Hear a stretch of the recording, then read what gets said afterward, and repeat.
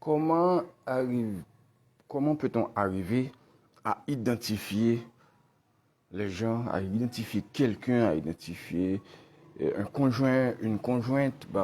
Ça peut se faire de plusieurs manières. C'est pourquoi il y a ce qu'on appelle le profilage. Autrement dit, quand on parle de profilage, qu'est-ce qu'on voit? C'est une capacité d'analyser quelqu'un à travers ses actes, ses comportements. De la police, il y a des spécialistes en la matière.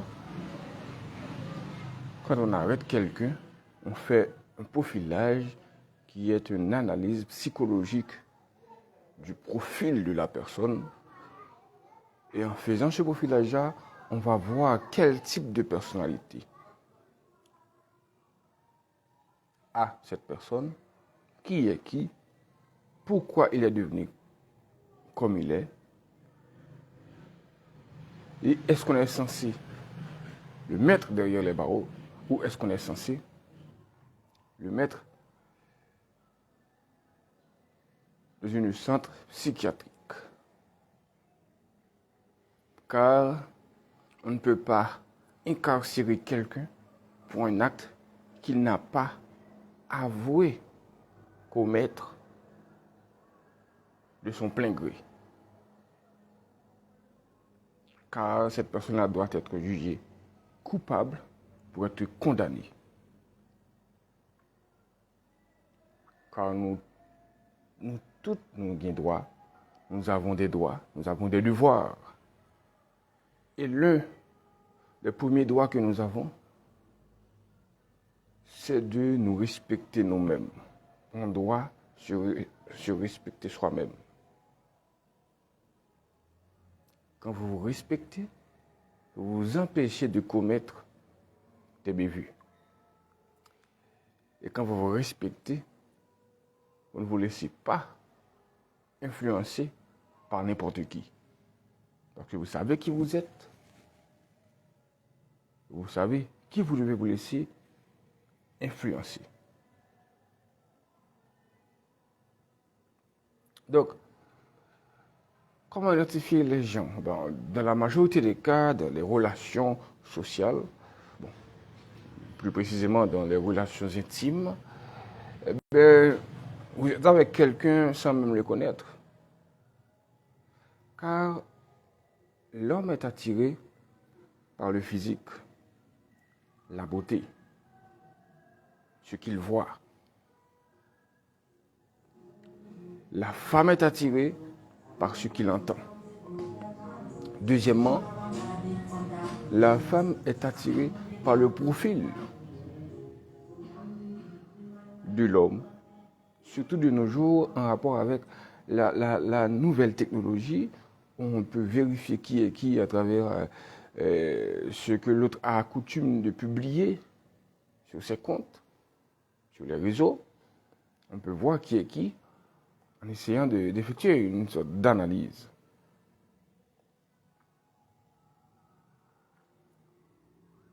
Donc, ceci dit, la femme cherche le statut de l'homme. Une fille ne choisit pas un garçon comme ci, comme ça. Non, il vérifie son statut social. Est-ce que c'est quelqu'un qui est connu, c'est une personne notoire, est-ce que c'est une personne qui travaille, qui a de l'argent, est-ce que c'est un dirigeant quelconque, est-ce que cette personne-là occupe un haut rang dans la société, est-ce que cette personne-là a un travail décent, est-ce que cette personne-là peut subvenir à ses besoins, à ses désirs. À chaque intervention, je vous parle des besoins de l'homme, qui sont au nombre de 5. C'est pourquoi? C'est pour vous inciter à vous concentrer sur vous-même avant de vous concentrer sur les autres.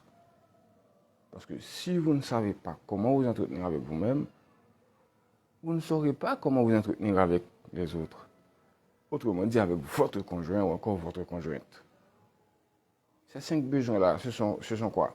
Eh bien, besoins vitaux, besoins mentaux, besoins affectifs, besoins secondaires, besoins artificiels.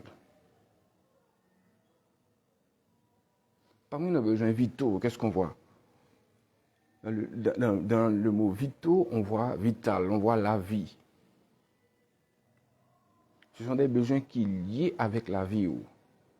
Si vous n'essayez pas de satisfaire ces besoins-là, si vous ne faites pas tout vos possible pour satisfaire ces besoins-là, eh bien, vous allez mourir. Parce que, selon un anthropologue, eh bien, la vie passe par 4 étapes. L'apparition, la croissance, ou encore le développement, le déclin et la mort. C'est pourquoi la psychologie comprend plusieurs branches. C'est pourquoi on parle de psychologie de développement. C'est le fait de voir, d'essayer de percevoir le développement de l'être humain,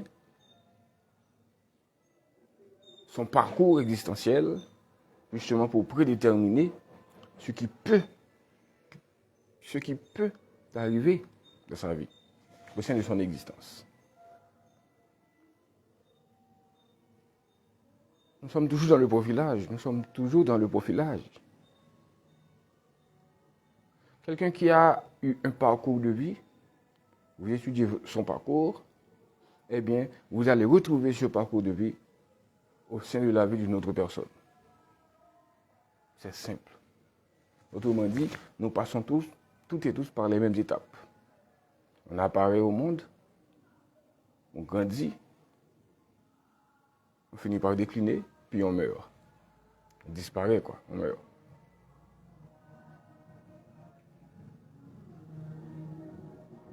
C'est la vie.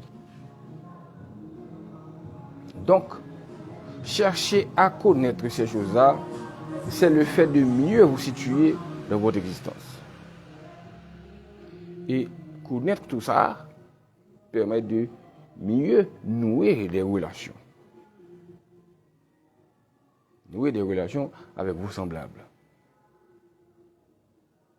Ah oui. Très important à savoir. Oui. La vie est précieuse. Raison de plus pour savoir comment s'entourer. Et je vais vous raconter une histoire concernant la valeur d'une personne. Parce que si vous ne connaissez pas votre valeur, ou bien si vous ne cherchez pas à identifier votre valeur, si vous ne cherchez pas à identifier vos valeurs, comment chercher à identifier votre conjointe ou encore les gens composant votre environnement social, comment chercher à les identifier si vous ne connaissez pas vos valeurs? Car les gens que vous allez identifier là, vous allez les classer selon vos valeurs, selon leur respect à votre égard. Donc, revenons à nos moutons, eh bien, l'anecdote que je vais vous partager, c'est quoi? Par exemple, un bidon d'eau, ça peut vous coûter, par exemple, en Haïti, ça peut vous coûter, disons, $10. Encore, comme on parle d'Haïti, ça peut vous coûter 50 gouttes dans la rue, 50 gouttes. Avec les marchands là qui marchent avec de l'eau dans leurs mains et qui vendent de l'eau, eh bien, ça peut vous coûter 50 gouttes. Eh bien, en pénétrant un restaurant, ça peut vous coûter, disons, 100 gouttes. Ça peut vous coûter 100 gouttes. Mais si vous allez dans un hôtel avec votre conjointe ou encore votre conjoint, ça peut vous coûter dans les 150 gouttes ou encore 125 gouttes. Néanmoins, si vous allez dans si vous pénétrez dans un grand espace, par exemple, l'une des grandes chaînes d'hôtels du pays, où on organise des conférences, tout ça, eh bien, ce même bouteille d'eau, ce même bidon d'eau peut vous coûter $5 US. 3 dollars à 5 dollars US. Autrement dit, ça peut vous coûter 250 gouttes. Vous voyez, en fait, la même bouteille d'eau qui coûtait 50 gouttes en pleine rue peut vous coûter 250 gouttes, jusqu'à 300 gouttes.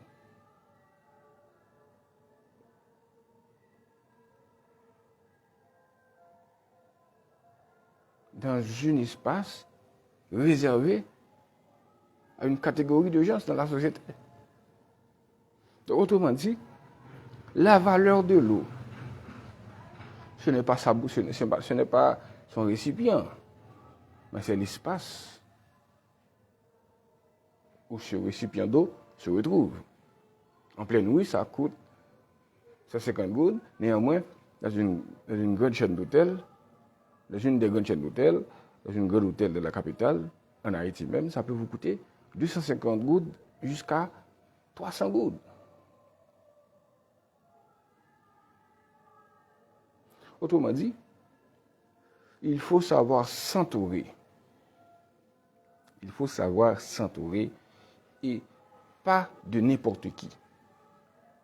Donc, quand on parle de profilage, quand on parle de comment identifier les gens, c'est pour quoi faire? C'est justement pour savoir comment mieux s'entourer, pour mieux avancer. Vous pouvez toujours grandir dans un environnement dégueulasse où il y a de la criminalité partout, où il y a du vagabondage, parce que tout le monde est bon, tout le monde est mauvais. Oui. Tout le monde est vagabond. Tout le monde vagabonde. Mais dans le vagabondage, il faut y mettre du sien. Autrement dit, quand même, il faut avoir un peu de réserve, faire un peu de sacrifice pour ne pas se laisser aller, pour ne pas perdre sa personnalité, pour ne pas perdre ses valeurs. Parce que sinon, le vagabondage peut parasiter vos valeurs. Donc, tout le monde vagabonde, mais pas de la même manière. Ah oui, très important. Celui-là qui est multimilliardaire, multimillionnaire, il vagabonde. Celui-là qui est pauvre, qui n'a plus un sou dans ses poches, il vagabonde. Il pratique le vagabondage. Néanmoins, chacun à leur niveau. Vous devez savoir de quel niveau vous voulez vagabonder en rapport avec votre vision, vos objectifs dans la vie. Oui. Le président là, Biden, Trump, comme ce sont les présidents ou encore anciens présidents de grands pays, eh bien, comme si ces gens-là n'ont pas le truc de vagabondage, ils sont sains. Vous vous foutez de ma gueule ou quoi? Non. Quand ils font leur truc pas sociable, eh bien, on limite les gens qui font partie de la société pour qu'ils ne sachent rien. Pardon, pour qu'ils ne savent rien.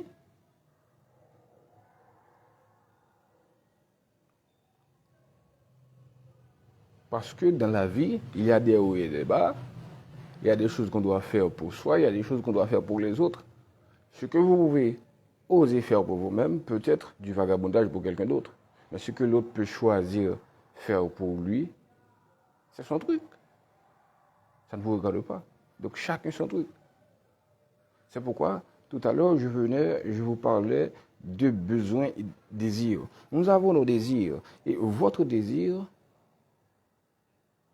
peut être une mauvaise chose quand vous la réalisez. Pourquoi?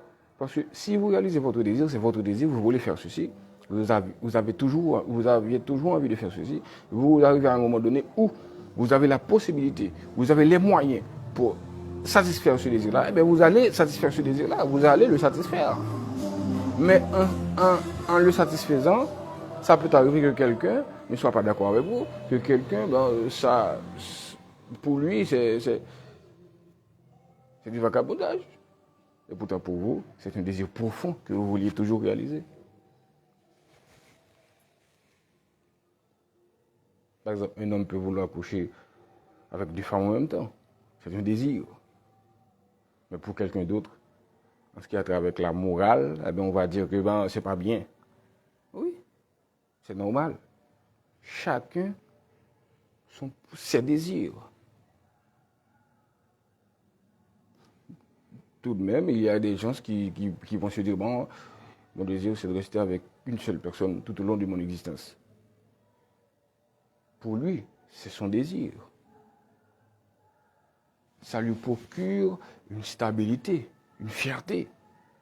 Mais pour quelqu'un d'autre, peut-être que ce quelqu'un d'autre-là n'est pas de son avis.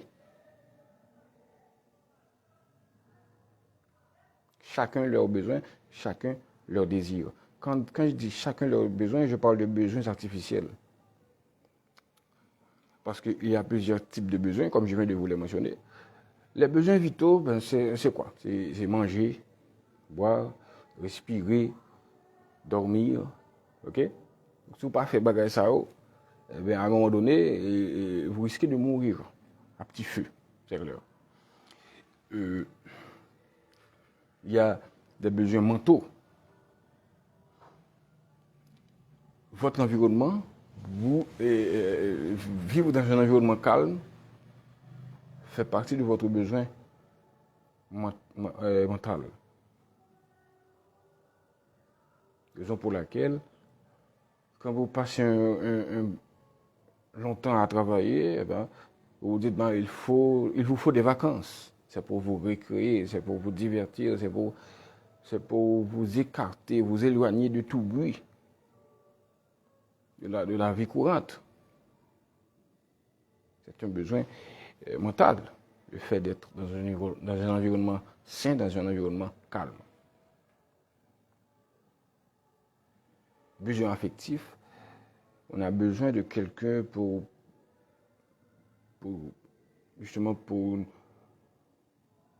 satisfaire notre besoin d'épanouissement.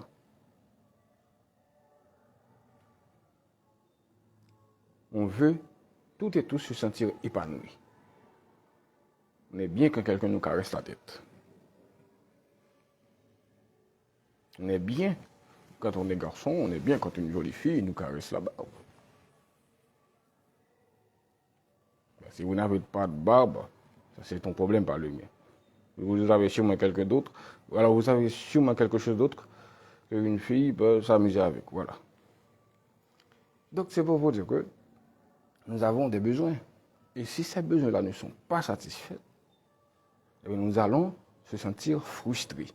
Et la frustration, ça peut amener quelqu'un vers la dépression. Et la dépression peut entraîner la chute de quelqu'un, peut entraîner la mort de quelqu'un, autrement dit.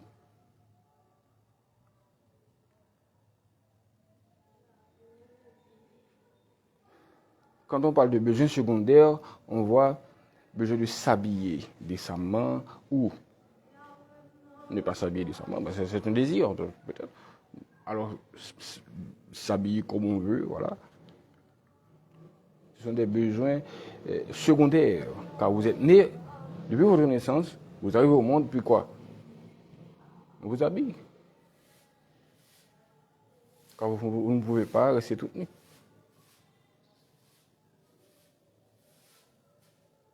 Voilà. Et besoins artificiels, quand on parle de besoins artificiels, ce sont des besoins avec lesquels vous pouvez vivre ou ou ne pas vivre. Une belle voiture, vous pouvez toujours avoir une belle voiture ou ne pas avoir une belle voiture. C'est un besoin artificiel, pardon. Vous pouvez vous maquiller, faire un make-up. Vous pouvez ne pas faire un make-up. Votre visage sera votre visage. C'est un besoin artificiel, le fait de vouloir se maquiller. Le fait de vouloir porter une montre. C'est un besoin artificiel. Vous pouvez ne pas vouloir en porter. C'est un besoin artificiel.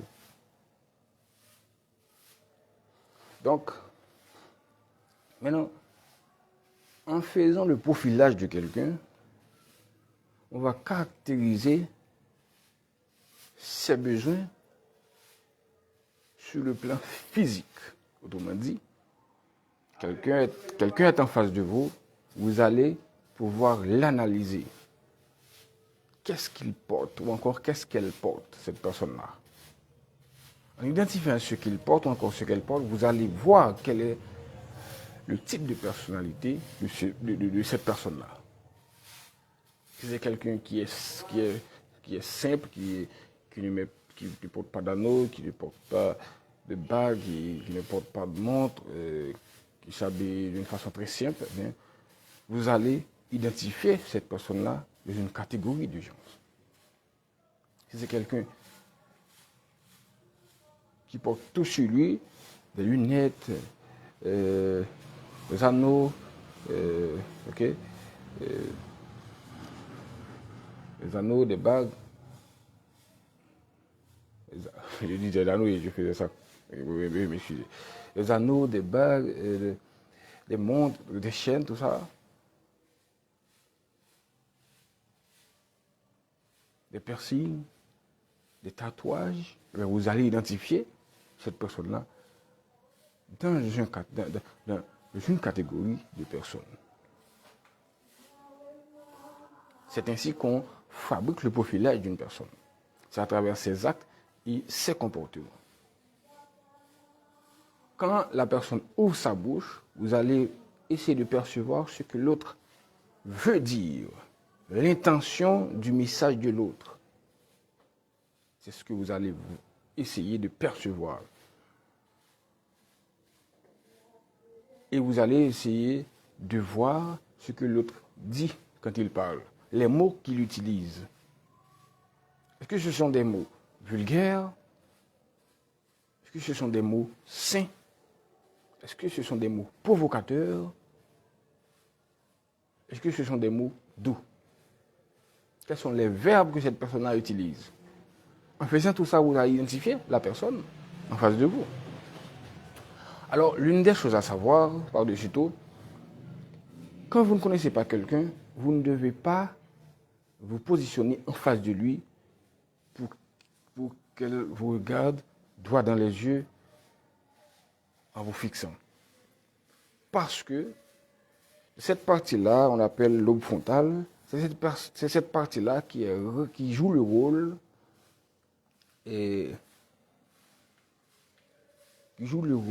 d'analyse de tout ce qui est complexe. Le lobe frontal analyse, contrôle. C'est le lobe frontal qui vous permet d'analyser le comportement de quelqu'un. Eh bien, c'est pourquoi, dans d'autres domaines,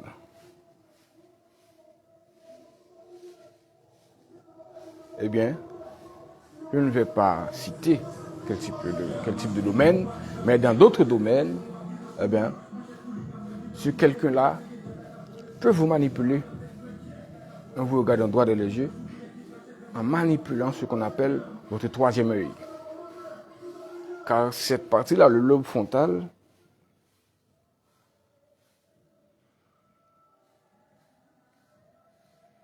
cette partie-là canalise. Cette partie-là qui vous permet de prendre les décisions. Cette partie-là qui vous permet de décider, de vous orienter.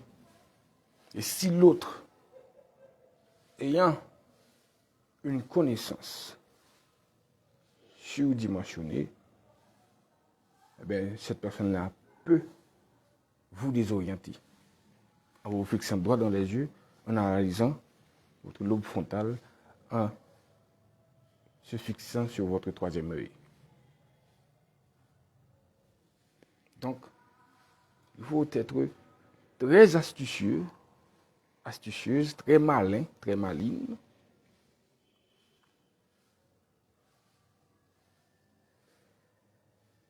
Car en essayant d'identifier les gens peuvent vous identifier. Eh bien, dans les relations, prenons à présent cet aspect-là de cet échange, dans les relations. Comment identifier quelqu'un? Eh bien, il faut une communication ouverte. Vous parlez de tout et de rien. Quand vous mettez l'autre à l'aise, vous pouvez lui parler de tout et de rien, eh cette personne-là va se sentir tellement à l'aise qu'elle va se déballer comme un paquet devant vous. Eh bien, cette personne-là peut vous dire tout et même ce qu'elle n'espérait pas vous dire. Ça, c'est clair. Eh bien, à ce moment-là, c'est à vous de rester active sur tout ce qu'elle vous dit, sur tout ce qu'il vous dit, justement pour pouvoir mieux cerner la personne. Oui. Parce que il y a un proverbe, il y a un vieux proverbe haïtien qui dit, c'est une blague de baptisé juif. Donc, je dis haïtien parce que c'est un créole, moi, dit. Ok? Donc,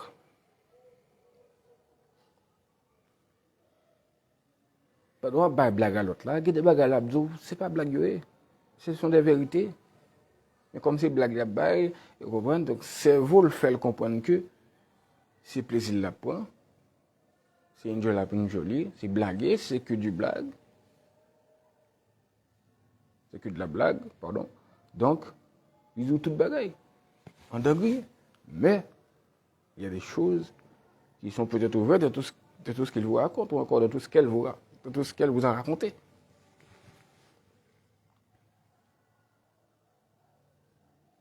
C'est pourquoi on parle du jeu de la vie, du jeu des relations. Les relations, on entretient cela comme un jeu. On peut gagner, on peut perdre dans une relation. On peut gagner dans une relation aujourd'hui et puis demain, on perd dans une autre relation de demain. On peut perdre dans une relation d'aujourd'hui, puis on gagne dans une autre relation de demain. C'est ça. Tout comme dans la vie, quand on parle de jeu de la vie, on peut perdre, on peut échouer dans cette vie-là. Pourtant, dans une prochaine réincarnation, eh bien, on gagne dans l'autre vie. C'est un fait. Bon, je ne vais pas approfondir ce que je viens de dire en ce qui a trait avec la réincarnation, parce que beaucoup de monde n'y croit pas. Bon, moi, je me base sur des faits scientifiquement prouvés, ou encore des expériences que j'ai faites par des lectures, encore par d'autres auteurs. C'est pourquoi moi j'en parle et moi j'y crois. Bref.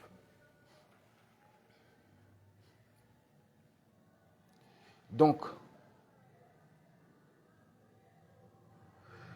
dans les relations, comment identifier les gens?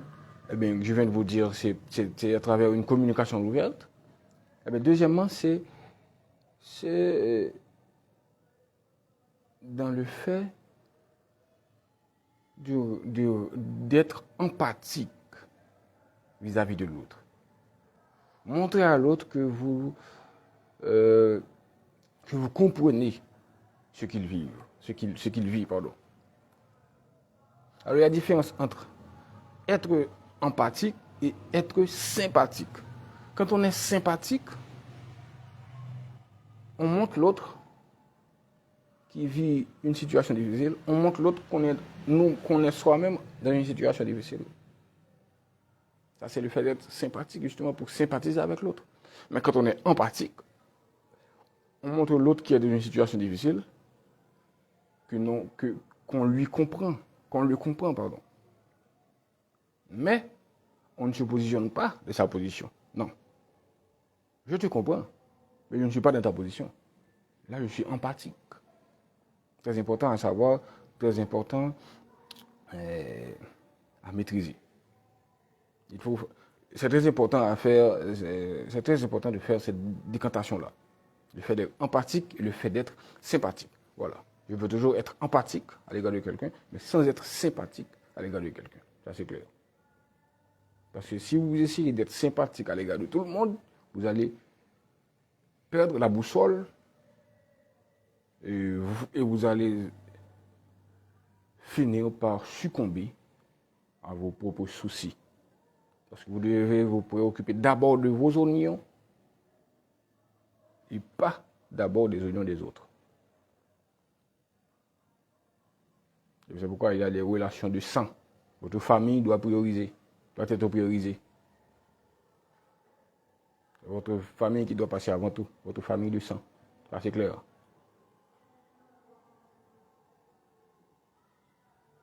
Même si certains d'entre eux ne sont pas bons, comme vous pouvez le dire, mais quand même, ce sont vos familles. Ceux qui sont proches de vous. Quand je dis proche, je ne dis pas ça sur le plan physique ou encore dans l'espace-temps, mais que je dis proche sur le plan émotionnel, sentimental.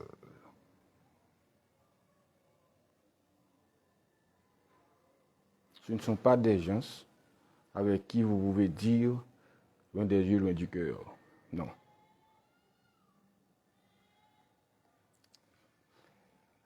Donc, il faut être empathique. Quand vous montrez l'autre que vous comprenez ce que l'autre vit, eh bien l'autre va essayer de s'ouvrir avec vous.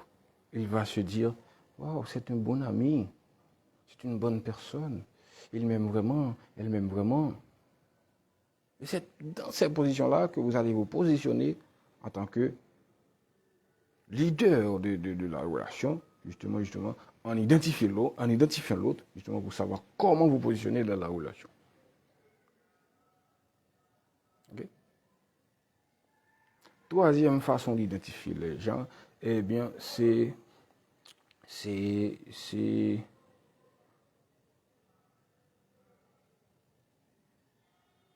en identifiant l'interaction de la personne.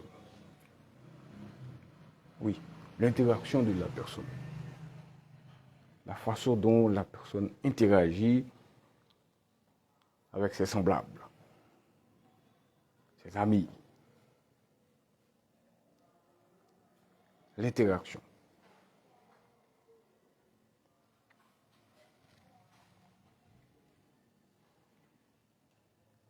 Quand on parle d'interaction, on voit le fait d'interagir.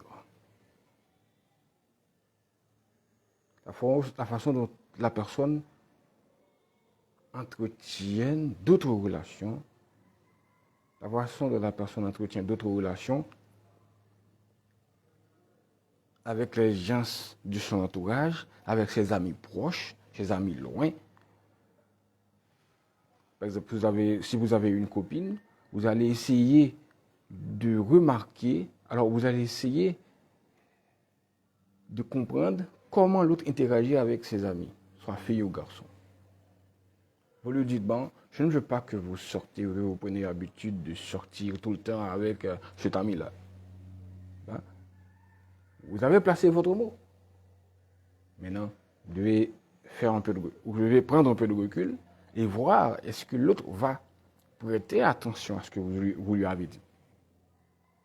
Est-ce qu'il va essayer d'entretenir une relation cachée, une relation amicale cachée avec cet ami-là? Ou est-ce que l'autre va se courber à votre décision? Parce que là où la façon, on parle de relations homme-femme, féministes, eh bien, je le disais récemment, un homme a des testicules et une sorte de manche pilon, et une femme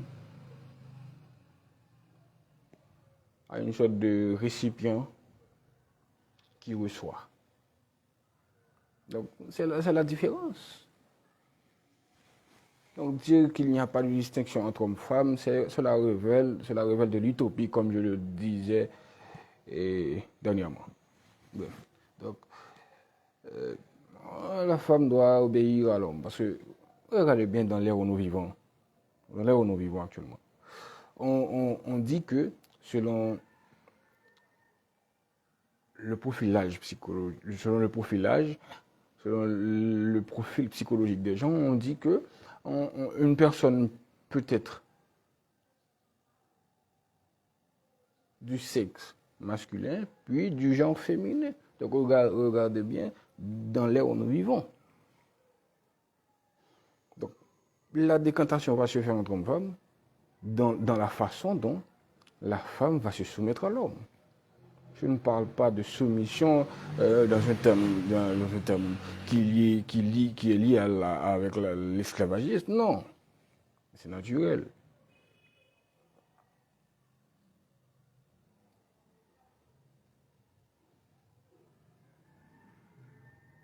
Il y a des situations au sein desquelles l'homme doit se soumettre à sa femme, à la décision de sa femme. Il y a des situations, mais dans la majorité des cas, c'est la femme qui est censée se soumettre à l'homme dans sa prise de décision. Donc c'est un fait. Chacun a son rôle à jouer. C'est pourquoi nous sommes censés voir la femme et l'homme dans un sens de complémentarité. L'une complète l'autre. L'une n'est pas vraiment supérieure ou inférieure à l'autre, mais les deux sont complémentaires. C'est pourquoi, même si deux femmes sont en couple, étant lesbiennes, eh bien, vous allez voir, l'une d'entre elles va avoir le comportement d'un homme, même si elle est une fille. Et l'autre fille va avoir le comportement d'une fille. Donc, autrement dit, c'est naturel. C'est naturel. La théorie de mâle et femelle, c'est naturel, c'est lié à l'univers en soi. Il y a des arbres qui ne peuvent pas produire des fruits. Tout comme il y a des arbres qui peuvent en produire. Tout comme le coq ne peut pas pondre des œufs,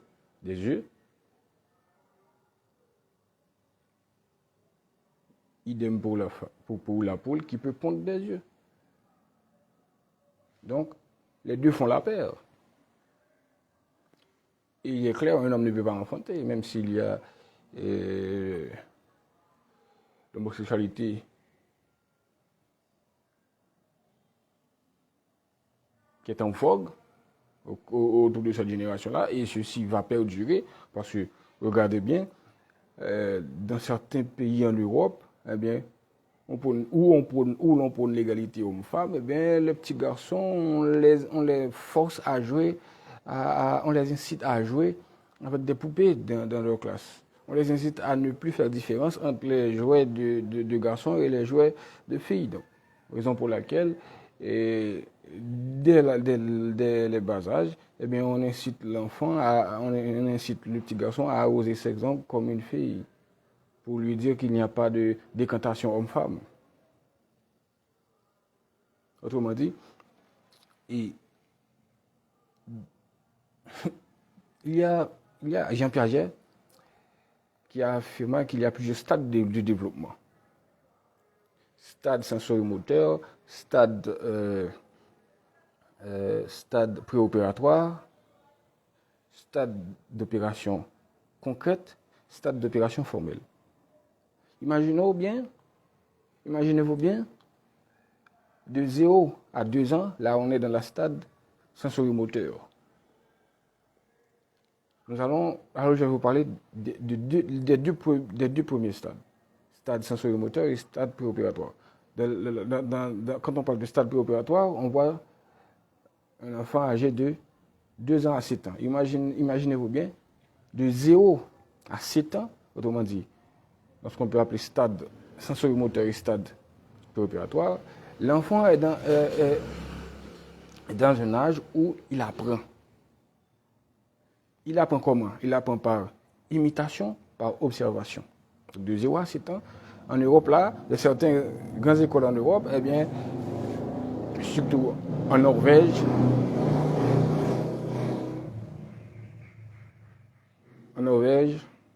en Suède,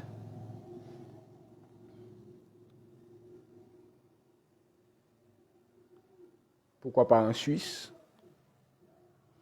eh bien, dans des écoles, en Suède plus précisément, je regardais un documentaire où dans une école, je crois que dernièrement je vous avais dit ça, on incite les enfants à s'identifier comme étant égal égaux. Quand je dis égal égaux, ce n'est pas dans leurs droits, car nous sommes tous nés égal égaux dans nos droits, selon la Déclaration universelle des droits de l'homme, selon l'article 1 de la Déclaration universelle des droits de l'homme, eh bien, nous sommes tous nés égal égaux en droit. Nous avons tous les mêmes droits.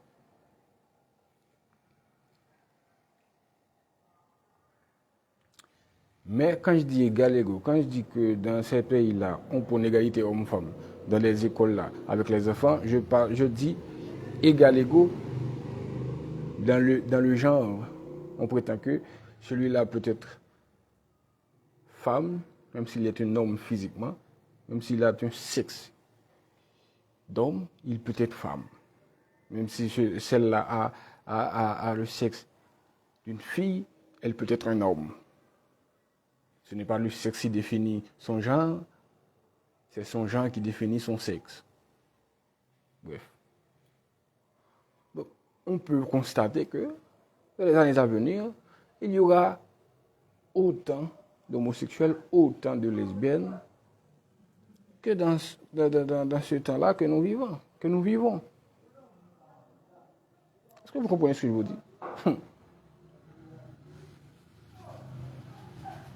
Donc, raison pour laquelle il faut savoir comment identifier les gens. Quand vous pouvez toujours... Bon, ça arrive souvent. Les gens sont en couple, puis après leur séparation, le garçon va vivre avec un autre garçon, ou encore dans une relation. Après la séparation, la fille va vivre avec une fille. Ça arrive de nos jours. Autrement dit, raison de plus pour chercher à identifier la personne en face de vous, la personne avec qui vous êtes en couple, la personne avec qui vous êtes censé passer le reste de votre vie. Quand vous pouvez toujours être en couple avec une personne, pourtant, il ou bien elle est homosexuelle ou lesbienne. Sans que vous ne le sachiez. Donc, cherchez à avoir l'interaction de votre conjoint, de vos amis, vis-à-vis de leurs semblables, de leurs pareils. Ainsi, vous allez mieux cerner la personnalité de cette personne-là. Parce qu'à travers les relations, eh bien, comment identifier les gens, comment identifier cette personne-là, eh bien, c'est c'est à travers les difficultés. C'est pourquoi dans les relations, il faut provoquer certaines difficultés, certaines raretés économiques. Il faut provoquer cela pour voir la personnalité de l'autre, pour voir comment l'autre va réagir. Est-ce que l'autre va être tout le temps en colère, tout le temps colérique, chimérique? Ou bien est-ce que l'autre va vous tenir compagnie, va toujours vous tenir compagnie? Est-ce que l'autre va toujours vous cajoler avec cette même chaleur dont elle éprouvait quand vous lui donnez de l'argent à flot?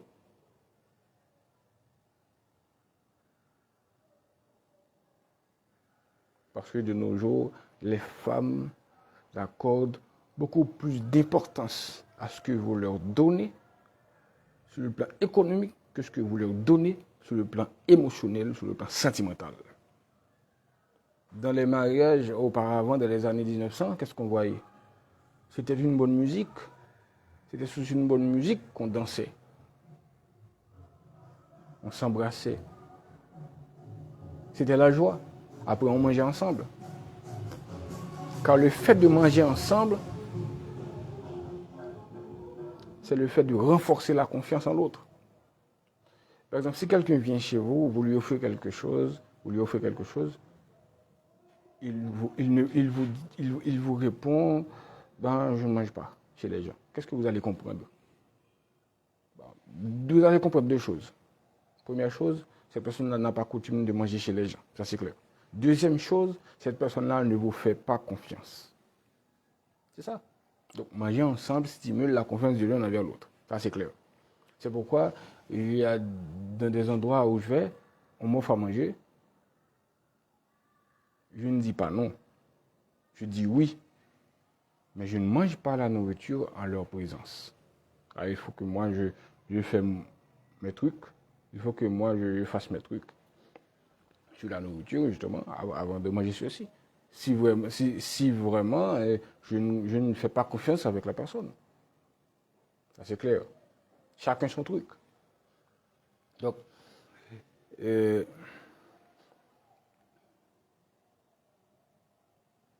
mais de nos jours, dans les cérémonies nuptiales, qu'est-ce qu'on voit? Eh bien, il y a toujours la musique, mais ce qui vraiment rend vivant cette cérémonie-là, c'est quand l'homme avait bien organisé cette cérémonie en apportant de l'argent, et puis il envoie de l'argent sur la femme. $100, des $20, des $200, des $20. Il n'y a pas de billets de $200. Des billets, par exemple en Haïti, des billets de 1000 goud, des billets de 500 goud. À l'étranger, des billets de $20 US, des billets de $100 US. Donc c'est la joie. Donc autrement dit, de nos jours, les filles accordent beaucoup plus d'importance à ce que vous pouvez leur apporter sur le plan économique que ce que vous pouvez leur apporter sur le plan émotionnel. Oui, vous devez vous centrer sur vous-même, vous les mecs, nous les hommes. On doit se concentrer sur nous-mêmes, de nous procurer de l'argent. Justement. Pourquoi? C'est parce que quand on a de l'argent, franchement, on se sent plus confiant. Ça, c'est clair. Vous me comprenez, les hommes, hein? Mes amis, hein? Mes frères. Vous me comprenez? Quand on a de l'argent, on se sent. Voilà, ça c'est le non-verbal. Pas besoin de vous dire ça, c'est là. On se sent. Voilà.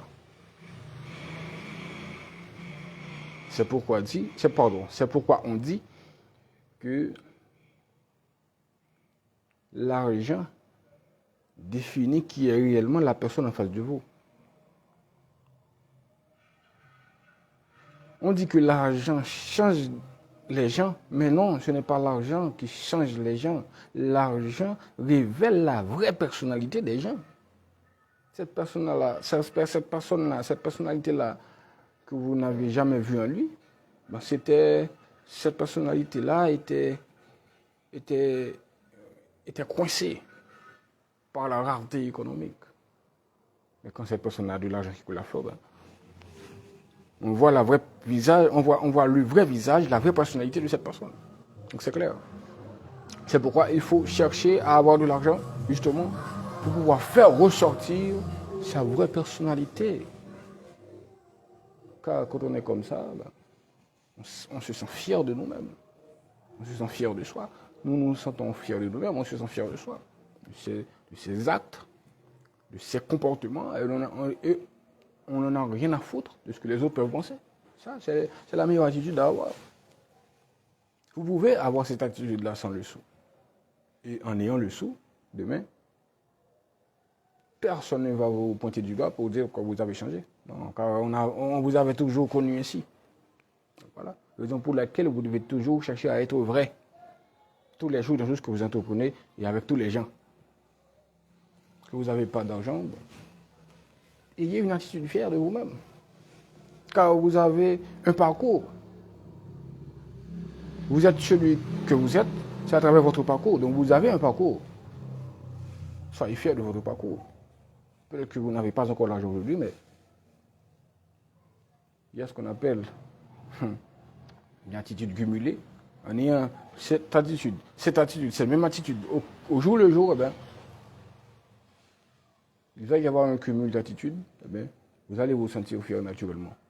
Eh bien, même si vous n'avez pas de l'argent aujourd'hui, ben, cette attitude-là que vous avez, étant fier de vous-même, de votre parcours, ça va vous stimuler à faire beaucoup plus d'efforts, d'avancer. Eh bien, à un moment donné, vous allez avoir l'argent. Oui, vous allez l'avoir.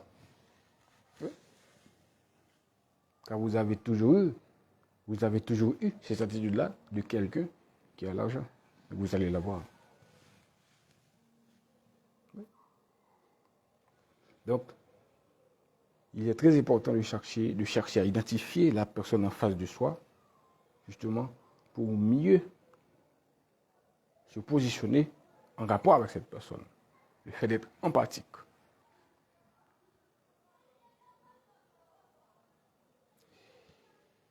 Et c'est dans la façon dont on surmonte les épreuves.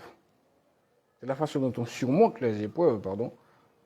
C'est la façon dont on surmonte les épreuves qu'on voit qui nous sommes réellement.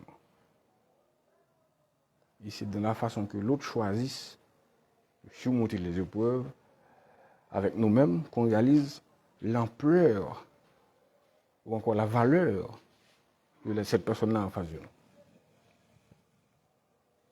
Si quand vous n'avez plus heureux, ben l'autre se décourage avec vous, l'autre ne vous stimule pas d'avancer, de générer des profits, de vous encourager, l'autre hésite d'être avec vous, eh bien, que cette personne-là dégage de votre vie. Qu'elle dégage. Elle veut vous avancer. Raison de plus, il faut provoquer certaines raretés économiques de la relation, certaines raretés de présence physique de la relation, pour voir comment l'autre va réagir à votre égard. Très important à savoir. Ah oui. Et la dernière chose que j'ai à vous partager, en essayant d'identifier les gens, il faut voir comment l'autre évolue en votre présence. C'est comme dans les relations intimes, on dit que si vous venez de coucher avec quelqu'un, vous voyez que vous êtes dans manque d'argent, et bien cette personne-là vous apporte la malchance. Et que si, dans le cas contraire, vous couchez avec une personne, et puis vous voyez que il y a une fluctuation d'argent dans votre poche, dans votre porte-monnaie, eh bien, c'est que cette femme-là, cette personne-là vous apporte de la chance. Donc, ce qui veut dire clairement, cela insinue clairement qu'il est nécessaire de voir comment l'autre évolue en votre présence et de voir comment vous évoluez dans la présence de l'autre.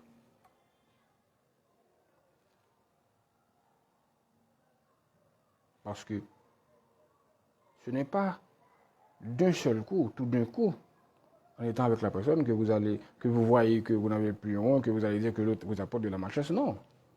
C'est au fil du temps. Vous rencontrez la personne, vous couchez avec la personne. Ça fait 1 mois, 2 mois, 3 mois. Est-ce que pendant ces 3 mois-là, vous n'avez pas touché d'argent? Est-ce que vous n'avez pas gagné d'argent?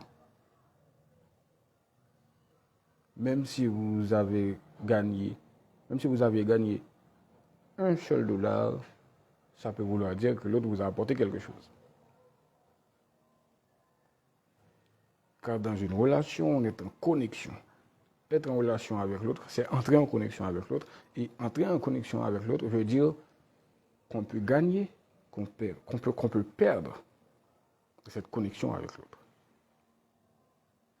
Donc, si on essayait de faire un récapitulatif, bon, je ne vais pas trop m'en faire avec les mots.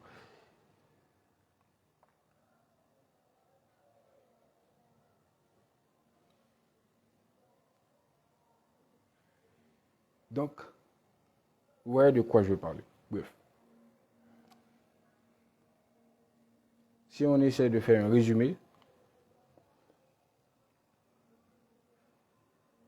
communication ouverte,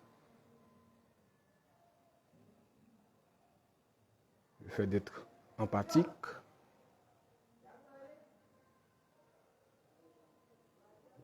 voir l'interaction de l'autre avec ses semblables, ses amis, ses proches, ses parents. Quatrièmement, provoquer des difficultés de la relation pour pouvoir identifier l'autre. Quatrièmement, l'évolution entre vous deux. Comment est la relation en rapport avec l'évolution au sein de votre relation?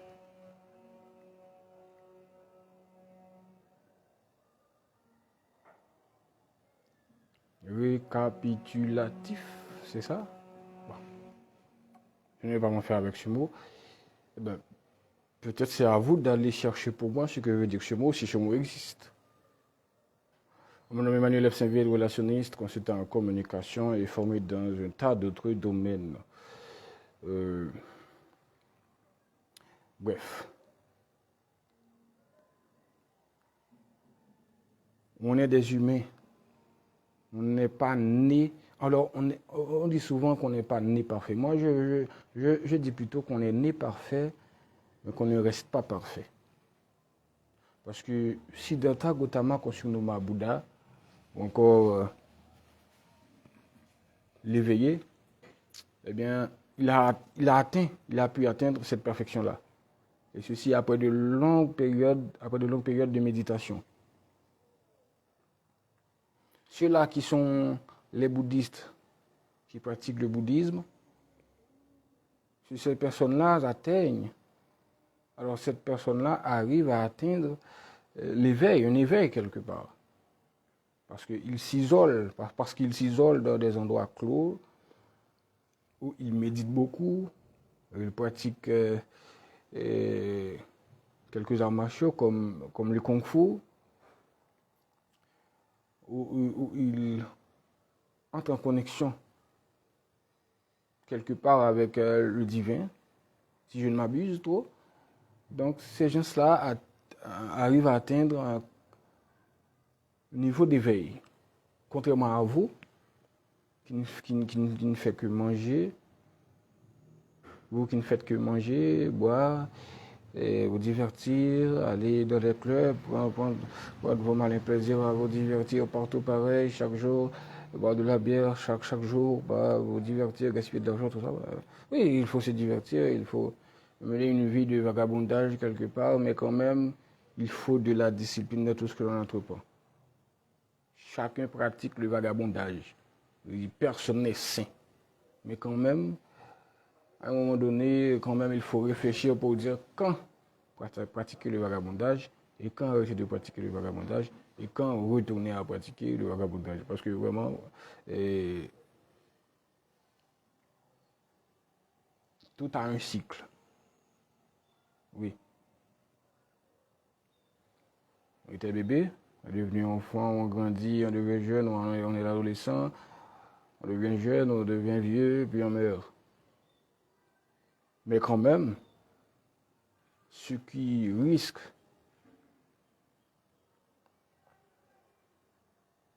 de vous dominer, ce qui risque de vous faire cogiter énormément, ce sont vos souvenirs. Ne cherchez pas à acheter des personnes, ne cherchez pas à acheter des gens. Cherchez à vous procurer des beaux souvenirs. Ce sont ces beaux souvenirs qui vont vous accompagner tout au long de votre existence, même, je peux dire même jusqu'à le seuil ou au seuil de votre mort. Voilà.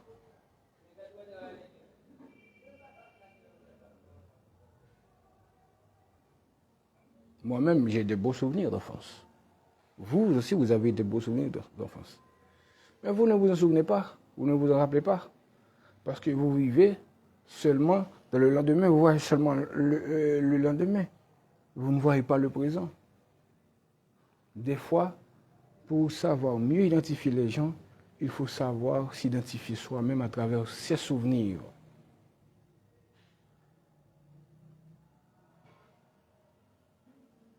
Vous allez voir qui vous êtes en vous rappelant de qui vous étiez. Et en voyant qui vous êtes, vous allez savoir mieux vous positionner, mieux vous comporter à l'égard de cette personne en face de vous. Et c'est ainsi qu'on forge notre avenir, car le karma, c'est le présent. D'autres vont dire que c'est le passé. Oui, c'est le passé, mais le karma, c'est aujourd'hui. On forge notre propre karma, qui nous sommes aujourd'hui, a été façonné dans le hier. Et c'est nous-mêmes qui l'avons façonné. Donc aujourd'hui, on crée notre karma de demain. Donc identifiez qui vous êtes, qui vous voulez être, qui vous avez, qui vous voulez avoir. C'est le premier pas vers l'accomplissement de soi.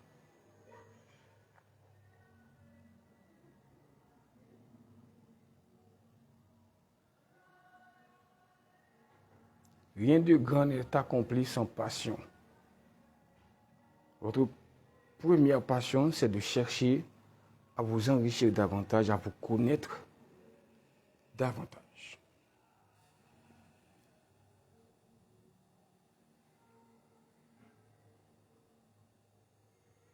Si vous ne cherchez pas à vous connaître, l'autre va sûrement chercher à vous connaître. Mais en réalisant que vous ne vous connaissez pas vous-même, qu'est-ce que l'autre va se dire? Dis-moi.